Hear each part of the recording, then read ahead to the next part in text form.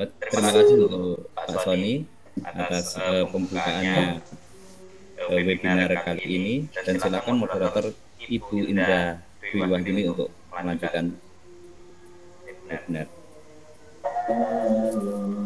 Baik, terima kasih. Mohon maaf, apakah suara saya sudah terdengar nggih? Di depan saya masih ada ini apa? Masih ada pujian, bagaimana? Langsat atau gimana? Sepertinya mengganggu, masuk ya? Saya sudah mengungsi Ya, Bu. tapi karena Masuk. depan rumah. Masuk sebelah. Tapi masuk, Bunda. Gimana? Sudah masuk. Suaranya lebih jelas dengan. Pakai headset, Mbak Indah. Kalau pakai headset nggak masuk suaranya. Pakai headset aja, Bun.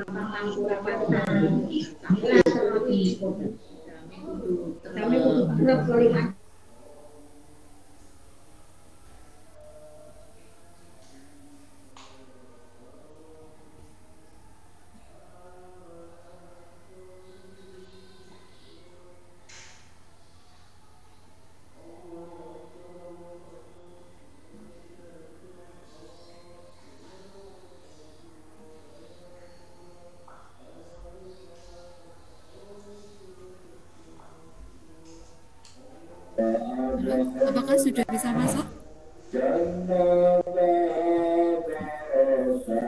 Masuk, Bu.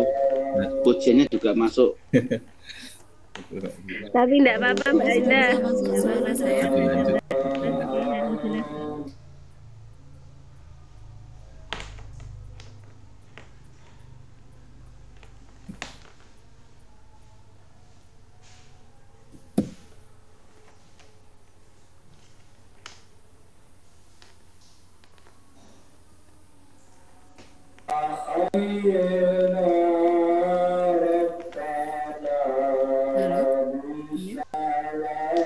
Biar dilanjutkan saja yang pujian.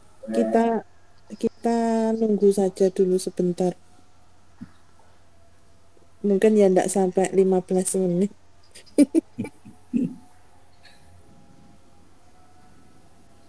Mungkin langsung presentasi saja enggak apa-apa, Bu. Mungkin langsung presentasi saja. Ojo balapan karo suarane panggar loh.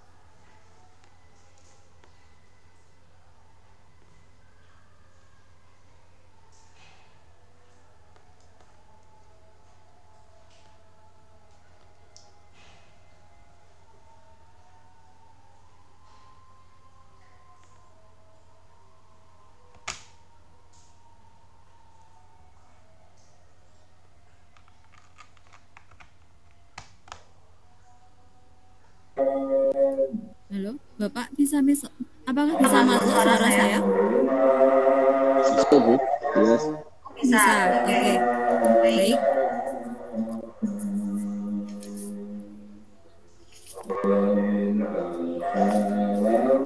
Baik, terima kasih kepada Bapak Zebri selaku host kita malam hari ini yang telah memberikan kesempatan saya untuk melanjutkan rangkaian acara pada malam hari ini. Selamat malam Bapak Ibu guru hebat, salam dan bahagia. Bapak Ibu peserta webinar, seperti yang telah kita ketahui, proyek penguatan profil pelajar Pancasila atau yang kita kenal dengan P5 ini sangat penting di kurikulum Merdeka Belajar. Karena proyek ini merupakan pembelajaran lintas disiplin ilmu untuk siswa mengamati dan memikirkan solusi terhadap permasalahan di lingkungan sekitarnya. Kita sebagai guru perlu memahami kesinambungan antara pengembangan proyek dan kondisi sekolah serta murid untuk menyusun modul atau rancangan proyek yang kontekstual dan bermakna bagi murid, sehingga murid mendapatkan kesempatan untuk belajar dalam segala situasi. Dan pada webinar malam hari ini kita akan mengangkat judul Implementasi P5 di Kurikulum Merdeka. Marilah kita simak pemaparan dari kedua narasumber kita pada malam hari ini. Beliau adalah Ibu Herlina SPD MPD dan juga Ibu Yuli Ariningsih SPD. Bapak Ibu, tak kenal maka tak sayang. Maka izinkanlah saya menyampaikan CV singkat dari beliau berdua. Mohon Bapak host untuk share screen CV beliau berdua, nggih.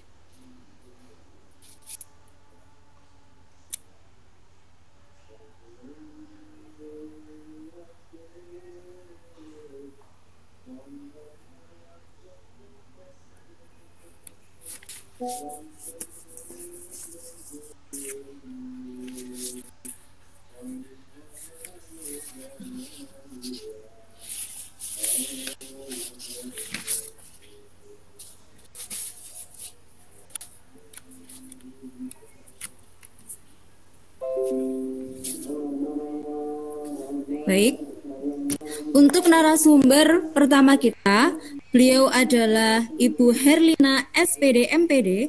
Beliau adalah kepala dari UPT SD Negeri Mangunan 1, Kecamatan Udanawu, Kabupaten Blitar, di mana beliau juga merupakan kepala sekolah penggerak Kabupaten Blitar tahun 2022. Beliau juga merupakan Dewan Pendidikan Kabupaten Blitar. Beliau merupakan bendahara dari Dewan Pendidikan Kabupaten Blitar, pengurus PGRI Kabupaten Blitar, Warcap Kabupaten Blitar, pengurus Perwosi Kabupaten Blitar, tim PAK Dinas Pendidikan Kabupaten Blitar, dan juga merupakan ketua dari KPMP Kecamatan Udanawu. Adapun prestasi dari lembaga yang beliau pimpin, yaitu yang pertama, juara 2 sekolah tertib dan bersih se-Kabupaten Blitar. Selanjutnya merupakan sekolah adiwiyata nasional, kemudian sekolah berbudaya agama atau SRC Madya, dan juga sekolah penggerak Kabupaten Blitar. Selain itu, lembaga beliau juga merupakan peraih prestasi perpustakaan terakreditasi A oleh Perpusnas RI. Kemudian untuk narasumber kita yang kedua, beliau yaitu Ibu Yuli Ariningsih SPD.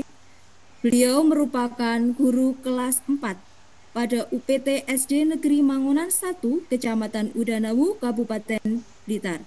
Ada begitu banyak pengalaman dan prestasi yang beliau torehkan. Yang pertama, beliau merupakan koordinator Komite Pembelajaran PSP 2 Kabupaten Blitar. Selanjutnya, beliau juga merupakan koordinator Komite Pembelajaran UPT SD Negeri Mangunan 1. Kemudian beliau juga merupakan tim Adiwiyata Mandiri serta tim perpustakaan Ganesha terakreditasi A. Beliau juga merupakan seorang finalis Inobel karya terbaik jenjang sekolah dasar tahun 2022.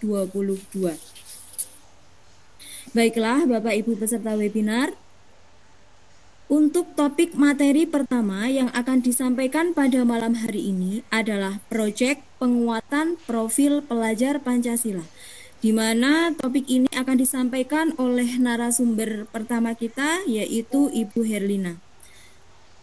Untuk Ibu Herlina, SPD MPD, kami persilahkan, monggo.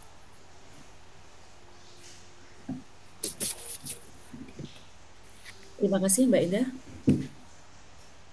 Assalamualaikum warahmatullahi wabarakatuh. Waalaikumsalam warahmatullahi wabarakatuh. Selamat malam Bapak Ibu Kepala Sekolah dan Bapak Ibu Guru Hebat, peserta webinar Komunitas Praktisi Peta Mahardika, yang merupakan komunitas praktisi guru penggerak Angkatan 4 Kabupaten Blitar yang berbahagia. Puji syukur alhamdulillah pada malam hari ini kita bersama-sama dapat bergabung dalam wadah komunitas praktisi yang luar biasa ini untuk sebagai ajang berbagi untuk kita semuanya dalam rangka mensukseskan kurikulum merdeka. Perkenankan Bapak Ibu hebat semuanya, pada hari ini kami berdua, saya sebagai kepala sekolah dan Bu Yuli sebagai guru pelaksana kurikulum merdeka di UPT SDN Mangunan 1 akan berbagi praktik baik tentang pelaksanaan kurikulum Merdeka dari awal kami berproses hingga saat ini. Dan semua yang akan saya sampaikan itu berdasarkan materi yang kami terima atau ilmu yang kami terima dari Bapak Ibu fasilitator hebat program Sekolah Penggerak Angkatan 2 Kabupaten Blitar, dan praktik kami di lapangan segala hal tentang kendala dan juga solusi dari kami yang mungkin nanti akan ada manfaatnya untuk kita semuanya setelah kita sharingkan di sini. Dan untuk malam ini adalah merupakan kesempatan yang luar biasa bagi kami untuk berbagi kepada panjenengan semuanya. Dan segala hal yang kami sampaikan di sini bukan berarti kami yang terbaik atau apa yang kami sampaikan itu sudah sempurna, namun berbagai kekurangan dan kendala yang kami hadapi dan kami alami mungkin menjadi ilmu bagi panjenengan semuanya untuk ke depan lebih baik dalam mensukseskan kurikulum Merdeka ini bersama-sama. Baiklah Bapak Ibu hebat, pada hari ini saya akan mempresentasikan tentang implementasi kurikulum Merdeka, khususnya proyek penguatan profil pelajar Pancasila di UPT SDN Mangunan 1, Kecamatan Udanau, Kabupaten Blitar, Provinsi Jawa Timur.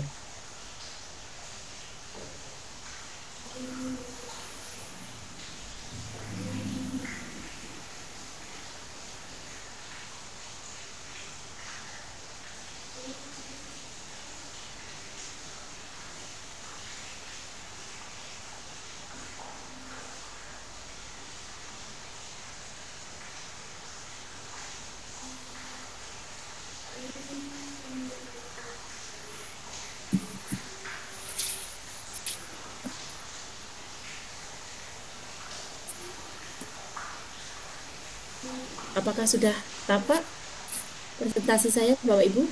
Belum. Bentar.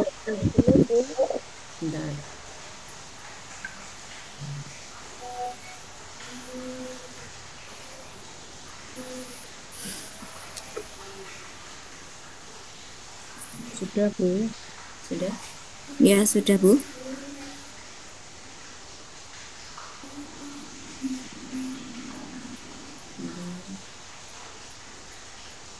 Terima kasih. Bismillahirrahmanirrahim. Bapak Ibu yang saya hormati, topik kita pada malam ini adalah proyek penguatan profil pelajar Pancasila. Perlu untuk diketahui sebelumnya bahwa untuk mengingat kembali Bapak Ibu, apa itu P5, tentunya kita semuanya sudah tahu dan sudah pernah membaca tentang apa itu P5, namun mungkin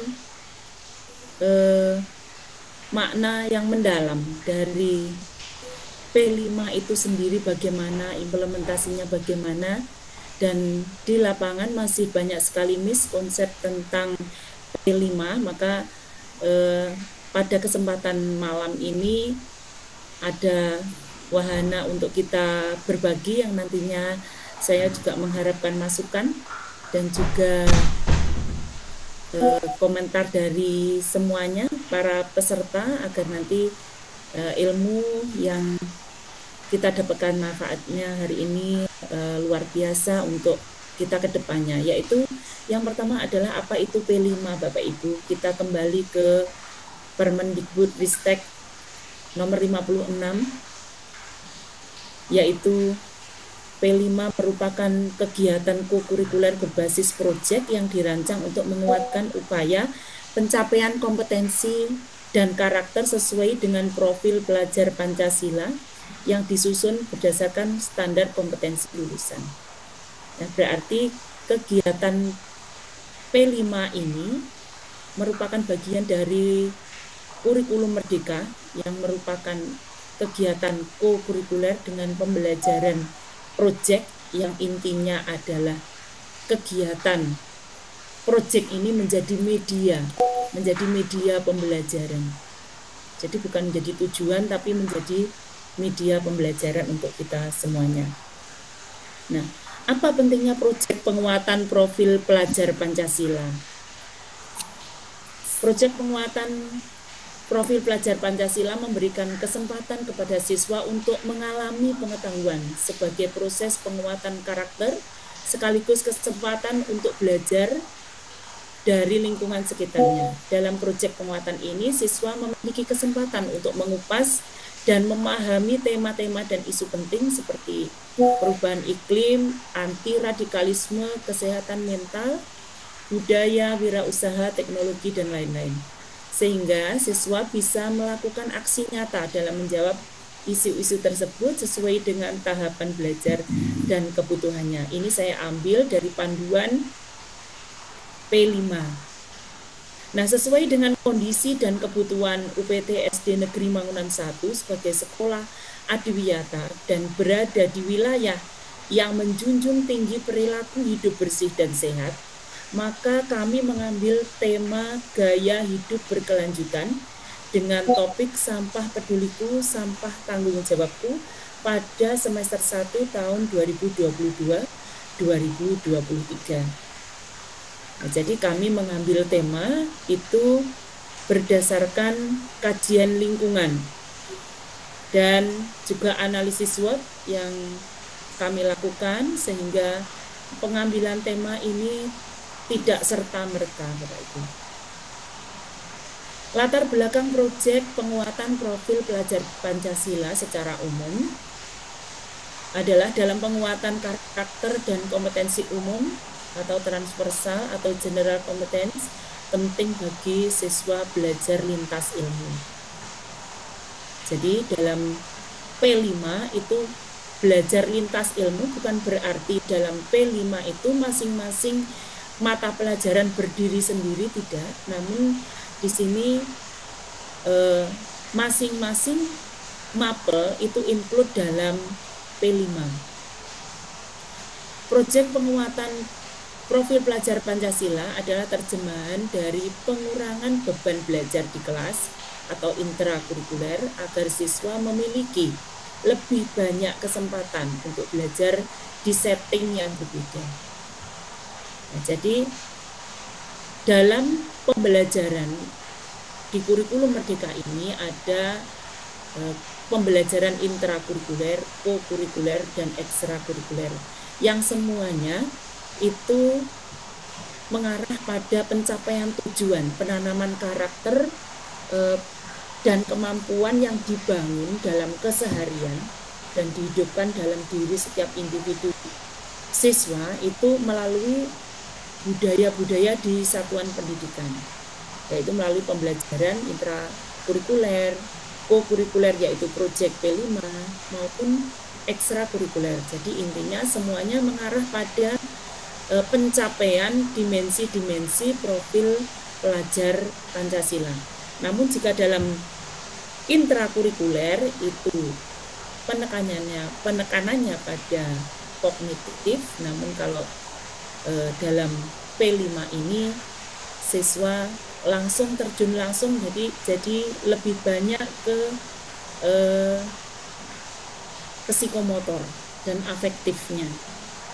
Jadi intrakurikuler dan co-kurikuler menjadi satu kesatuan yang sempurna untuk mewujudkan profil pelajar Pancasila.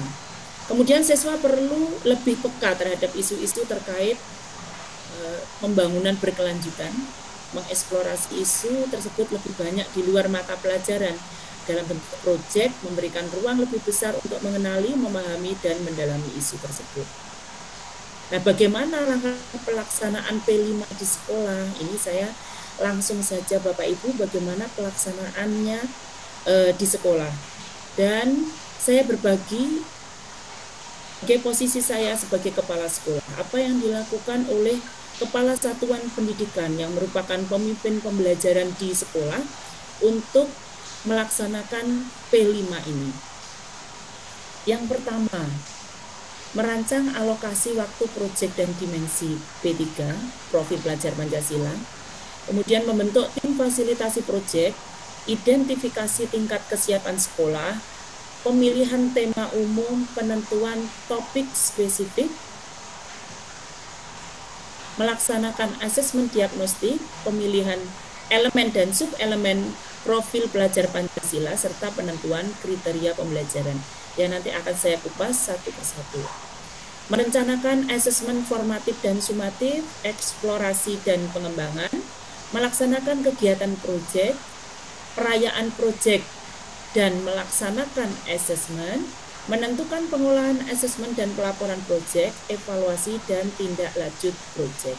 Nah, 13 langkah inilah nanti yang akan saya kupas sebagai langkah Kepala Satuan Pendidikan untuk mensukseskan pembelajaran proyek sebagai upaya mensukseskan kurikulum merdeka ini, Bapak Ibu. Langkah 1 sampai dengan 5 itu disebut merencanakan proyek, Bapak Ibu. Jadi kalau kita merencanakan proyek, nomor 1 sampai nomor 5 yang sudah kita lalui. Nah, apakah 5 langkah ini sudah kita lalui? Kalau sudah, berarti kita sudah merencanakan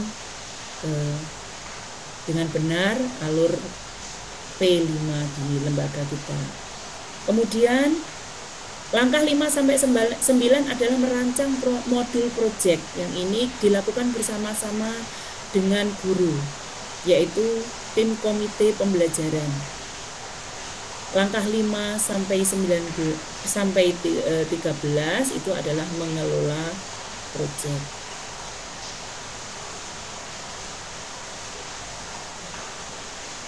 Merancang alokasi waktu proyek dan dimensi P3 untuk yang pertama, Bapak Ibu.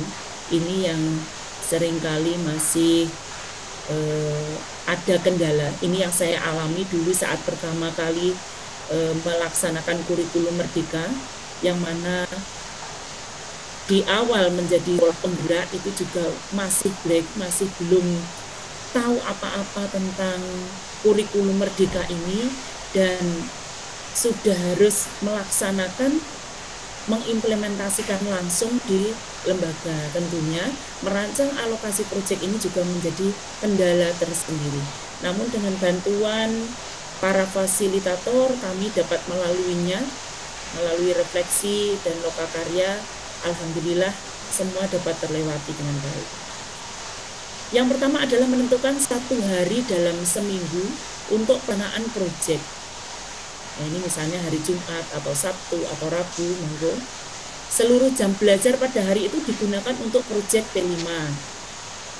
Nah, kemudian pilihan yang kedua, mengalokasikan 1 atau 2 jam pelajaran di akhir hari khusus untuk mengerjakan proyek.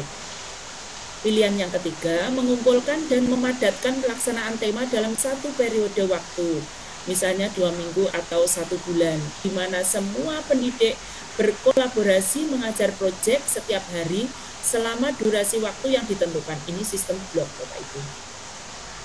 Ya, nanti akan kita telaah bagaimana cara menghitung jam di dalam P5 ini. Nah, ini Bapak Ibu. Untuk kali ini saya hanya fokus ke SD, Bapak Ibu, karena untuk alokasi proyek atau alokasi waktu proyek ini berbeda untuk SD, SMP, dan SMA. Untuk kali ini saya fokus ke SD. Kita ketahui bahwa dalam Permendikbudristek nomor 56 itu struktur kurikulum, di sana dicantumkan dengan jelas tentang alokasi intrakurikuler, kemudian alokasi proyek dan total JP per tahun untuk kelas 1, 2, 3, 4, 5, 6 atau fase A, fase B, fase C. Fase A kelas 1 dan 2, fase B kelas 3 dan 4, fase C kelas 5 dan 6. Untuk kelas 1 sampai dengan kelas 5 itu alokasi proyeknya sama 252. Kemudian jumlah ini berbeda di fase C yaitu kelas 6 224. Ini yang mana digunakan lebih banyak untuk mapel di intrakurikuler Bapak Ibu. Nah, jadi jumlah berkisar 20% Bapak Ibu dari total JP per tahun. Nah, untuk SD itu saya hitung tepatnya ada 23%. Jadi 20 sampai 25%. Kalau SMP 25%, kalau SMA itu 30%. Ini sudah ditetapkan dalam struktur kurikulum. Nah, ini Bapak Ibu. 36 ini 36 JP. Ini dalam 1 tahun. Di mana dalam 1 tahun itu ada 36 minggu efektif, sehingga dalam 1 pekannya 1 jam, diambil 1 jam untuk PJOK-nya dan untuk mata pelajaran lain, sehingga terkumpul dalam 1 tahun itu 252 JP. Untuk total JP per tahun yaitu intra dan ekstra itu 1296. Ya, ini contoh saja Bapak Ibu. Kalau untuk kelas 1 1080 kalau tidak salah untuk kelas 1-nya. Nah, itu ini 20 sampai 25% dari total JP per tahun ini. Nah, sehingga diperoleh ini 252. Ini yang disediakan untuk kita, kemudian dibagi menjadi 2. Karena untuk SD itu minimal 2 tema untuk 1 tahun, sehingga kita bagi 2, 1 semester 1 tema. Kalau 1 tahun 2 tema, itu artinya dalam 1 tahun itu ada 2 tema yang berbeda. Jadi semester 1 dan semester 2 itu temanya berbeda Bapak Ibu. Jadi di semester 1 dan semester 2. Nah, jam pelajaran kurikulum P5 itu diambil dari JP intrakurikuler yang kisarannya 20% sampai 30%. Ini secara umum. Perlu diketahui bahwa ada 36 minggu efektif dalam 1 tahun ajaran, sehingga 1 tahun 36 minggu efektif. 1 tahunnya ini untuk kelas 1 1080 JP. Jumlah total, jumlah jam P5 per setahun itu 252 JP, sehingga 1 semester itu 126 JP. Nah, 1 semester itu artinya 18 minggu efektif, maka 1 minggu itu 7 JP. Ini 1 jam dari mapel di intrakurikuler. Jika jadwal sistem blok, maka bisa menyesuaikan. Kira-kira ada 1 bulan penuh Bapak Ibu untuk proyek ini jika dilaksanakan sistem blok. Yang kedua adalah membentuk tim fasilitasi proyek. Nah, inti kegiatannya adalah pembagian peran dan tanggung jawab dalam pengelolaan proyek. Ini kepala sekolah tidak bisa membiarkan saja guru-guru langsung melaksanakan proyek. Jadi kita harus membentuk tim. Siapa yang berperan nanti merencanakan proyek, membuat modul proyek, mengelola proyek, mendampingi peserta didik dalam P5. Nah, itu kita semua menentukan dalam komite pembelajaran, itu kita musyawarah untuk menentukan tim fasilitasi proyek ini Bapak Ibu. Dalam tim fasilitasi proyek ada koordinator proyek, kemudian tim guru fasilitator, ada keterlibatan guru BK. Nanti kalau di SMP dan di SMA atau SMK, namun kalau di SD mungkin ada 1 guru yang ditunjuk. Walaupun di SD itu tidak ada guru BK, namun di SD ada guru yang ditunjuk untuk menjadi membidangi kesiswaan itu, seperti guru BK. Dibuat SK dengan rincian tugas yang jelas Bapak Ibu. Dalam pengelolaan proyek sekolah terbuka untuk bekerja sama dengan pihak luar. Nah, ini ciri khas P5. Ada kolaborasi dengan pihak luar Bapak Ibu, seperti narasumber, lembaga pemerintah, dan swasta. Nah, langkah apa untuk membentuk tim fasilitasi P5 ini Bapak Ibu? Sebagai kepala sekolah yang tentunya kita membentuk tim P5 ini ada beberapa langkah yang bisa kita lakukan, yaitu yang pertama memilih koordinator P5 yang berpotensi. Untuk koordinator ini Bapak Ibu, misalnya untuk lembaga yang besar, yang kelas 1-nya lebih dari 1 rombel, itu berarti ada misalnya guru kelas 1 ada 3 guru, 1A, 1B, 1C. Nah, berarti di situ ada gurunya disebut fasilitator kelas 1A, fasilitator kelas 1B, fasilitator kelas 1C. Nah, ketiganya mengampu di kelas 1, kita pilih salah satu untuk menjadi koordinator. Nah, koordinator P5 kelas 1. Atau lebih mudahnya ini, apabila SDM di satuan pendidikan cukup banyak, koordinator juga bisa lebih dari setiap kelas 1 orang misalnya. Ini akan jauh lebih efektif dan masing-masing penanggung jawab bisa lebih fokus dengan tugasnya. Misalnya guru kelas 1A ya fasilitator 1A, juga koordinator kelas 1A, karena nanti koordinator inilah yang akan yang bertugas juga untuk melaporkan P5. Laporan dalam bentuk rapor siswa dan juga laporan dalam bentuk laporan kegiatan P5 itu sendiri. Jika koordinator sudah terpilih, selanjutnya kepala sekolah dan koordinator memetakan anggota tim. Seperti sebelumnya, tim harus terdiri dari tenaga pendidik yang kompeten dalam menangani proyek. Berapa jumlahnya? Ini tergantung kebutuhan satuan pendidikan. Nah, jadi ada kolaborasi tadi, kolaborasi dengan guru olahraga, kolaborasi dengan guru agama, guru bahasa Inggris, itu kalau di SD seperti itu. Kemudian koordinator mengarahkan dan mengajak anggota tim fasilitator P5 untuk menyusun modul proyek.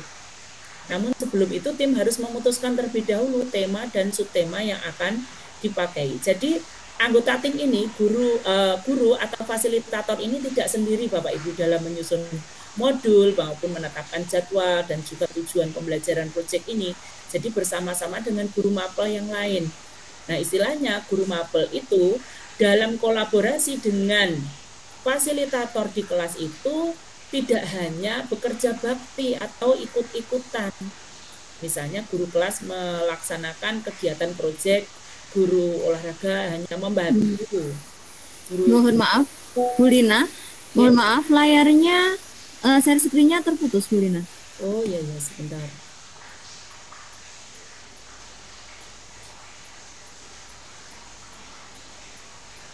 Apakah mungkin ada yang share screen selain Bu Lina, nggih? Mohon di-off-kan, juga ada yang share screen juga. Ini Bu Mami, mohon di-off-kan nggih layar share screen-nya. Sepertinya tidak sadar kalau pas share Ya, screen. kayaknya Kepencet. Ya sudah.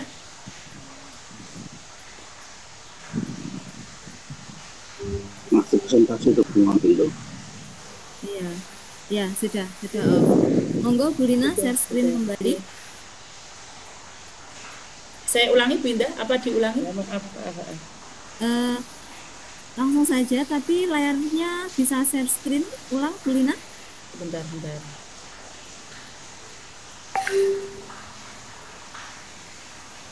Mungkin semua peserta bisa mute mikrofon pun ya. Mohon maaf agar hasil presentasi dari narasumber bisa lebih jelas. Terima kasih.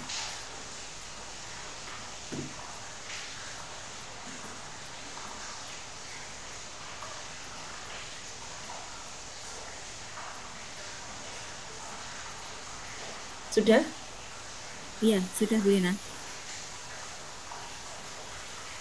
Oke, terima kasih. Saya lanjutkan. Kemudian identifikasi kesiapan sekolah. Ini sekolah ada yang tahap awal, tahap berkembang, dan tahap lanjutan. Menyiapkan ekosistem satuan pendidikan. Nah, bagaimana kami menyiapkan ekosistem satuan pendidikan kami untuk melaksanakan P5 ini, yaitu yang pertama membangun budaya satuan pendidikan, yang mendukung pelaksanaan proyek penguatan profil pelajar Pancasila. Apa yang kami lakukan? Membuat kesepakatan dengan warga sekolah, melakukan pembiasaan perilaku P3 di sekolah, menetapkan visi misi yang berorientasi pada profil pelajar Pancasila. Ini yang sangat penting untuk kita Bapak Ibu. Nah, terkadang kita lupa ada visi misi yang merupakan kitabnya seorang pemimpin lembaga, yaitu visi, cita-cita dari lembaga itu mau dibawa kemana lembaga itu. Nah, kadang kita sudah melaksanakan kurikulum merdeka namun visinya masih belum nyambung, atau visi yang merupakan wilayah lembaga yang berada di tengah lingkungan masyarakat kota, namun proyeknya bercocok tanam. Nah, ini yang kurang sesuai, mungkin tidak menautkan proyek ini dengan visi misi sekolah. Karena untuk melaksanakan proyek ini, yang pertama dilakukan tadi adalah merupakan kesiapan lembaga pendidikan, yaitu siap dengan segala hal untuk segala daya dukung untuk melaksanakan P5 ini, terutama visi misi yang mendukung pelaksanaan P5 ini Bapak Ibu. Ya, jadi kosnya bisa dilihat kembali, itu visinya bagaimana, sesuai apa tidak dengan P5 yang kita rencanakan dan kita laksanakan. Juga judul tema yang kita ambil dalam P5 ini di semester 1 dan semester 2 apakah sudah sesuai dengan yang tercantum dalam KOS kita. Nah, terkadang guru-guru yang tidak memahami KOS itu melaksanakan P5 dengan tema dan judul yang tidak sesuai dengan KOS. Nah, ini saya menemui juga di beberapa lembaga yang ketika kami berbagi secara luring, itu saya menemui berbagai masalah pada pelaksanaan P5 ini Bapak Ibu. Nah, sehingga ini saya tuliskan di sini untuk mengingatkan kita semua. Jadi Bapak Ibu guru kalau melaksanakan P5 ini juga tetap menautkan pada visi sekolah. Selain kajian lingkungan sekolah dan yang utama adalah kebutuhan peserta didik. Kalian dalam menetapkan visi ini tentunya berorientasi pada kebutuhan peserta didik. Yang kedua, memahami peran peserta didik, pendidik, dan satuan pendidikan dalam pelaksanaan proyek penguatan profil pelajar Pancasila, yaitu menetapkan tupoksi seluruh pemangku kepentingan dalam pelaksanaan P5 ini. Jadi seluruh guru yang melaksanakan kurikulum merdeka maupun belum, itu semuanya harus mendukung. Dan kepala sekolah harus membuat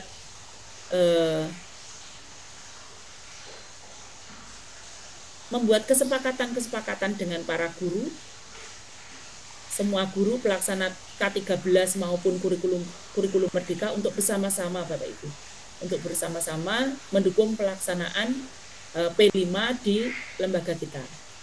Mendorong penguatan kapasitas pendidik dalam pelaksanaan proyek penguatan profil pelajar Pancasila, yaitu meningkatkan kompetensi pendidik dan tenaga kependidikan. Ini yang penting Bapak Ibu, seperti yang kami alami saat pertama kali menerapkan P5, tentunya kompetensi pendidik dan tenaga kependidikan di sekolah kami sangat kurang dalam hal pemahaman tentang P5 ini. Maka berbagai upaya kami lakukan, selain fasilitas dari program sekolah penggerak, kami juga secara mandiri melakukan pengembangan diri untuk meningkatkan kompetensi kami dalam pelaksanaan kurikulum merdeka ini.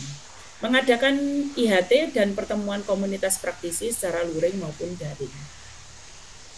Pemilihan tema umum Bapak Ibu, tema yang dapat dipilih seperti yang kita ketahui bersama, ada 9 tema yang kita SD ini ada 7 yang disediakan Bapak Ibu. Kemudian ada pertimbangan memilih tema Bapak Ibu. Jadi dalam memilih tema ini tidak bisa kita serta-merta Bapak Ibu. Kita memilih ini saja yang mudah. Nah, kita lupa bahwa di situ kita ada lingkungan, ada kebutuhan siswa, dan ada tujuan bagaimana kedepannya nanti proyek ini, hasil proyek yang merupakan karakter dan keterampilan siswa dalam memecahkan masalah yang terjadi di lingkungan yang nanti dapat diimplementasikan di dalam masyarakat. Nah, tentunya kalau kita memilih tema itu juga harus melihat kondisi dan kebutuhan masyarakat di lingkungan sekolah. Kemudian kalender belajar nasional, tahun perayaan nasional atau internasional, misalnya tema gaya hidup berkelanjutan dilaksanakan menjelang Hari Bumi, ya, atau Bhinneka Tunggal Ika itu dilaksanakan menjelang perayaan kemerdekaan. Berarti proyek yang dilakukan adalah sistem blok, 1 bulan penuh atau 1,5 bulan untuk menuju bulan Agustus untuk perayaan kemerdekaan, gitu. Dilaksanakan sepanjang waktu untuk penanaman etos kerja dan sikap kerja dalam diri peserta didik.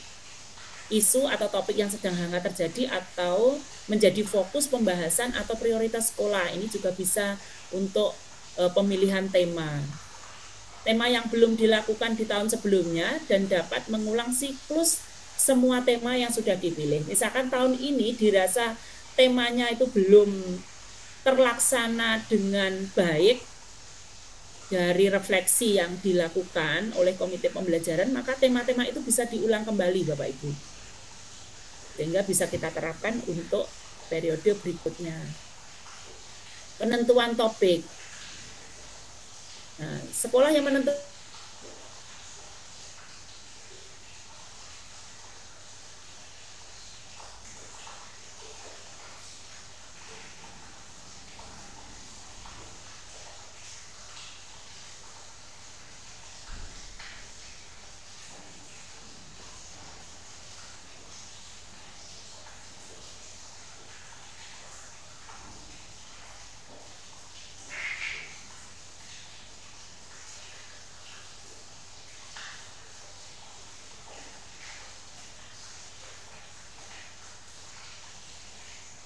Apakah Bu Lina terpental?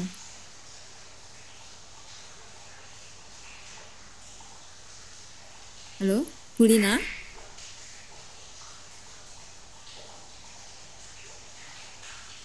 Bapak Ibu, apakah Bapak Ibu bisa mendengar? Oh, di tempatnya Bu Lina listriknya padam, baru saja menghubungi saya. Wow. Itu di mute punyanya Bu Helina. Iya, ini tapi baru saja menghubungi saya. Bu Lina listriknya padam. Sebentar, saya coba hubungi lagi untuk masuk lewat HP nggih.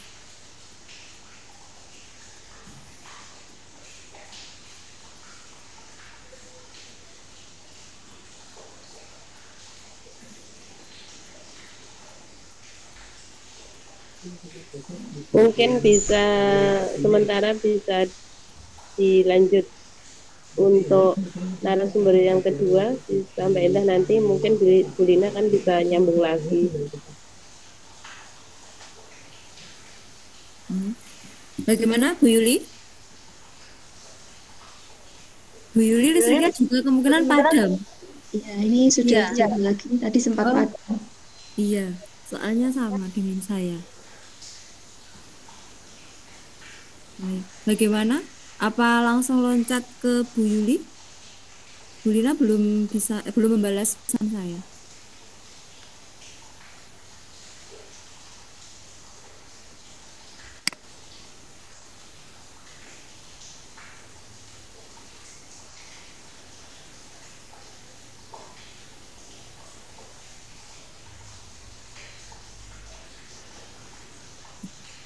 Bagaimana Bu Yuli hari ini? Ya. Bisa langsung Bu? Ya, bisa. Bisa? Oke, baik. Kita langsung ke narasumber yang kedua. Bapak Ibu nggih. Untuk sesi tanya jawabnya nanti setelah kedua narasumber memaparkan. Begitu nggih?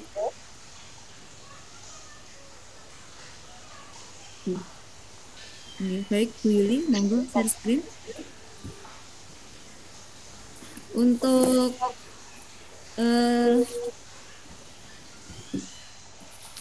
Bu Yuli sudah siap? Ya, sudah. Oke, baik Bapak Ibu. Untuk topik kedua ini, topik kita yaitu berbagi praktik baik implementasi P5 Kurikulum Merdeka yang akan disampaikan oleh narasumber kedua kita yaitu